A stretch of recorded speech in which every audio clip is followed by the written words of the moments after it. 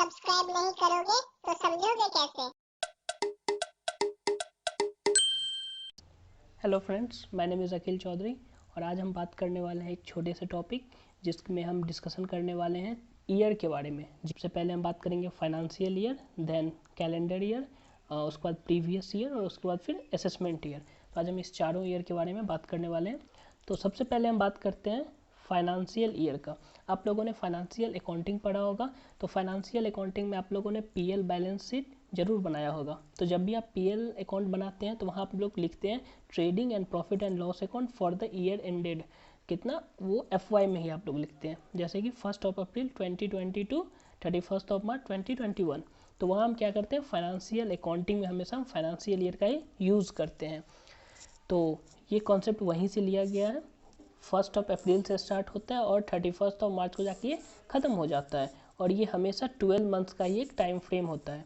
Example देखें तो 1 अप्रैल 2020 से एक ईयर स्टार्ट होता है और वो 31 मार्च 2021 को वो ख़त्म हो जाता है। तो इसको हम क्या कहेंगे, ये एक फाइनेंशियल ईयर है। ओके, फाइनेंशियल ईयर को शॉर्टकट में एफवाई भी लिखा जाता है। ओके, इसके बाद हम लोग देखने वाले हैं कैलेंडर ईयर। आप लोगों ने डेली लाइफ में बहुत ज़्यादा वर्ड यूज़ करते होंगे कैलेंडर। जैसे कि अगर न्यू ईयर आता है तो सब बोलते हैं न्यू ईयर की कैलेंडर कहाँ है।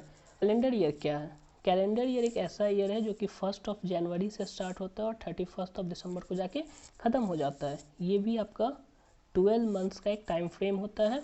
जैसे कि एग्जाम्पल ले लें तो जैसे कि 1 जनवरी 2020 से एक ईयर स्टार्ट हुआ और ये 31 दिसंबर 2020 को ख़त्म हो गया, तो इसको हम एक कैलेंडर ईयर बोलेंगे।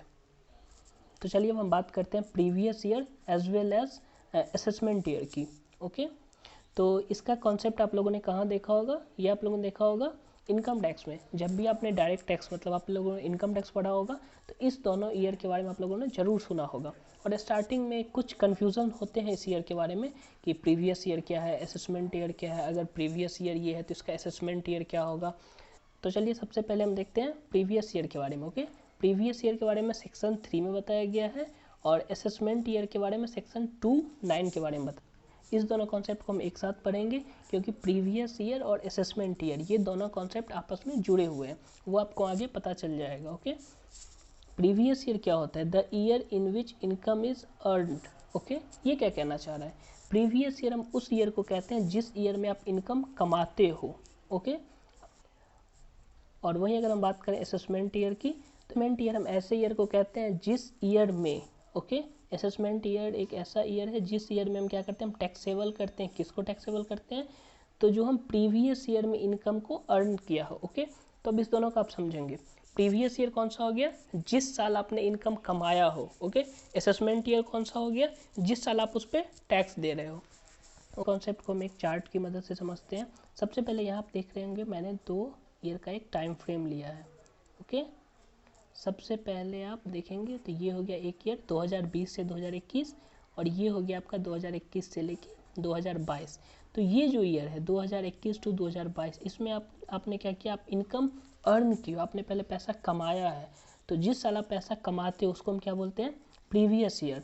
तो इस केस में प्रीवियस ईयर क्या हो गया? 2020 से 2021। ठीक, और इस ईयर के मतलब ये जो आपका इनकम कमाए हैं इस पर आप टैक्स कब दे रहे हो? आप टैक्स दे रहे हो नेक्स्ट ईयर में। ओके, तो उसको हम क्या बोलेंगे? Assessment year. और ये आपका हो गया 2021 से 2022 के बीच में। अगर हम लॉजिकली देखें तो मान लीजिए आप यहाँ हैं, ओके, और आपको गवर्नमेंट कॉल करती है कि भाई साहब आप ना टैक्स दे दो। तो आप बोलोगे अरे अरे मैंने तो अभी कमाया भी नहीं है, मैंने तो अभी इनकम अर्न करना स्टार्ट ही किया है, तो पहले कमा तो लूँ फिर उस पर टैक्स दे दूँगा। तो गवर्नमेंट बोली ठीक है आप पहले कमा लो। तो आपने क्या किया, आप इस ईयर के एंड तक मतलब 31 मार्च 2021 तक आपने इनकम कमाया। उसके बाद फिर से आपको गवर्नमेंट ने फ़ोन किया कि भाई साहब अब तो आप कमा लिए होगे, तो अब आप उस कमाई पे हमको टैक्स दे दो। तो आप क्या करते हैं, आप इस कमाई को जो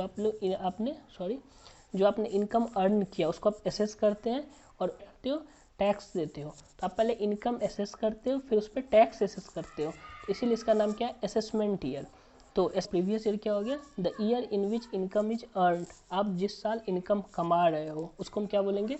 हम बोलेंगे प्रीवियस ईयर। ओके, और असेसमेंट ईयर हम किसको बोलेंगे? तो असेसमेंट ईयर ऐसा ईयर होता है जिस साल हम प्रीवियस ईयर वाले हम इनकम पे हम टैक्स देते हैं, तो उसको हम क्या बोलेंगे? Assessment year. ओके। अब अगर हम आगे देखें तो या तो 12 मंथ का हो सकता है या 12 मंथ से कम हो सकता है। ये किस केस में होगा? अगर आपने अपना बिजनेस का जो सेटअप है वो ही लेट किया, मतलब मैं इसको थोड़ा क्लीन कर देता हूँ तो बेटर समझ में आएगा। मतलब देखो, स्टार्टिंग में आपने क्या किया था, आपने यहीं से इनकम अर्न करना स्टार्ट कर दिया था। ओके, तो आपने यहाँ से लेके यहाँ तक इनकम अर्न किया था, मतलब आपने 12 मंथ्स तक इनकम अर्न किया। ओके, बट सेकेंड केस में मान लीजिए आपने यहाँ आके अपना बिजनेस को सेटअप किया। ओके, तो आप इनकम कब से कब तक कमा रहे हो? आप तो इनकम यहाँ से लेके यहाँ तक इतना ही कमा रहे हो। इस स्टार्टिंग का जो मंथ था इसमें तो आप इनकम अर्न ही नहीं किए हो। और प्रीवियस ईयर हम किसको कहते हैं? Year in which you earn income. तो आपने इस मंथ में तो इनकम अर्न नहीं किया है, आपने बस किया है क्या? इस मंथ में। तो मान लीजिए ये है आपका 6 मंथ, तो इस केस में आपका क्या हो जाएगा? आपका प्रीवियस ईयर ओनली 6 मंथ्स का होगा, ना कि 12 मंथ्स का।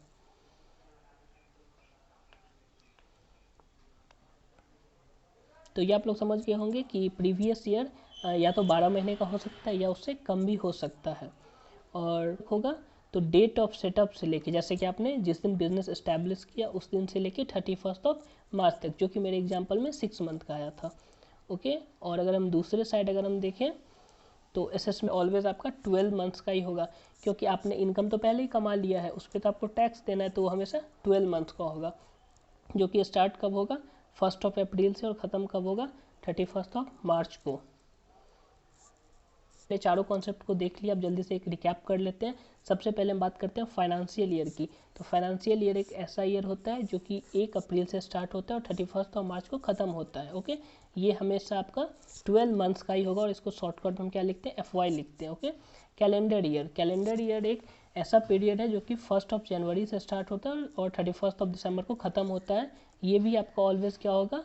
12 मंथ्स का ही होगा। ओके, और बात करते हैं प्रीवियस ईयर की। तो प्रीवियस ईयर एक ऐसा ईयर होता है जिसमें हम इनकम अर्न करते हैं, हम इनकम कमाते हैं। ओके, ये या तो आपका 12 मंथ्स का हो सकता है या उससे कम का भी हो सकता है। ओके, इसको हम शॉर्टकट में क्या लिखते हैं?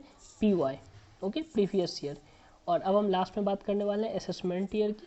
असेसमेंट ईयर हम उस ईयर को कहते हैं जिस ईयर में हम प्रीवियस ईयर की इनकम पे हम टैक्स देते हैं। ओके, इसको हम शॉर्टकट में क्या बोलते हैं? AY। और ये आपका हमेशा 12 मंथ्स का होगा। तो इसमें से 3 ईयर जो है, फाइनेंशियल ईयर, कैलेंडर ईयर और असेसमेंट ईयर, ये ऑलवेज 12 मंथ्स का होगा। बट प्रीवियस ईयर या तो 12 मंथ्स का हो सकता है या उससे कम भी हो सकता है। आई होप आप लोगों का ये कॉन्सेप्ट क्लियर हो गया होगा। Thank you for watching. और हाँ, अगर अच्छा लगा तो चैनल को सब्सक्राइब करें और फ्रेंड्स के साथ शेयर करें। Okay, good bye.